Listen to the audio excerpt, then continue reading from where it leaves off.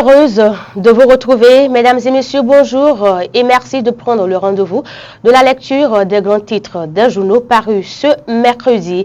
Le quotidien Maison d'Abarou titre en manchette ce matin: passage de l'adolescence à la puberté, le rôle des parents pour une transition sans regret. En deuxième de une, Festival international de reggae Paracou 2025, l'artiste Razia The First annonce les couleurs du 9 au 11 mai.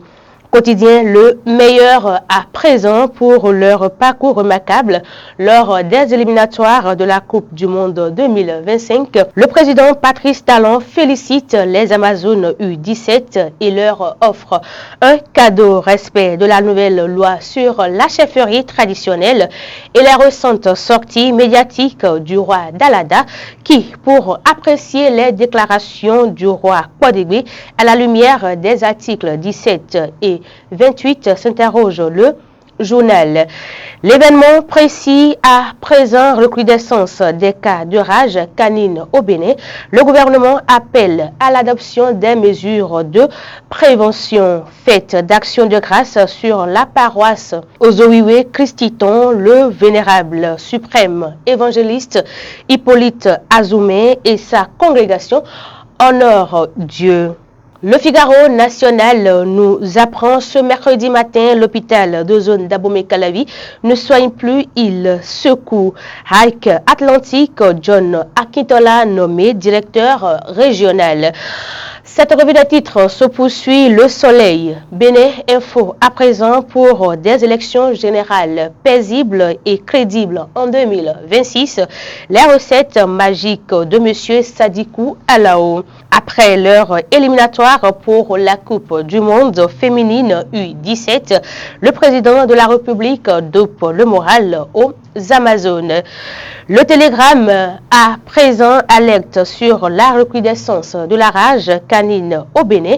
Le gouvernement ordonne l'abattage de tout animal de compagnie errant. Rappel des mesures à adopter après le décès d'un enfant de 8 ans de la rage à Djidja. Poursuite de la restriction de la liberté d'expression et de la réunion pacifique, détention arbitraire. Amnesty International a peint un état peu reluisant des droits de l'homme au Bénin en 2024.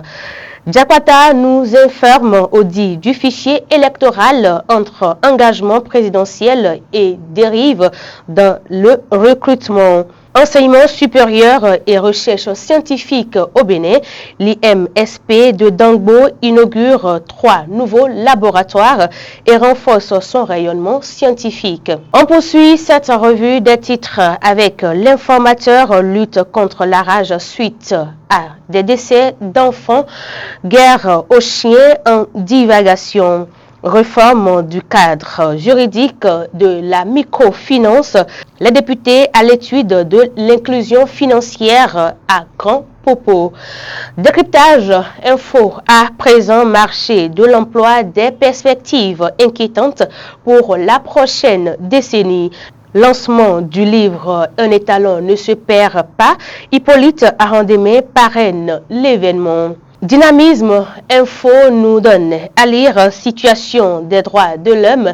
Amnesty International présente un tableau noir pour le Bénin. Talon Humbedi: la sorte de discorde est-elle si profonde pour laisser s'éloigner l'entente, s'interroge le journal. Dans le quotidien Fraternité, on peut lire Prof Albert B. Akora sur le cadre juridique de la chefferie traditionnelle. La loi sur la chefferie traditionnelle hiérarchise sans abolir les pratiques. Dans les couloirs du traitement du diabète et des cancers, moyens, désespoir, conviction spirituelle, c'est raison des abandons thérapeutiques. Et puis, matin libre, recrudescence des cas de rage canine. Le gouvernement, un sentiment d'impuissance, s'interroge le journal ce matin. Avant de prendre congé de vous, chers internautes, à présent les autres titres du quotidien Maison d'Abaro.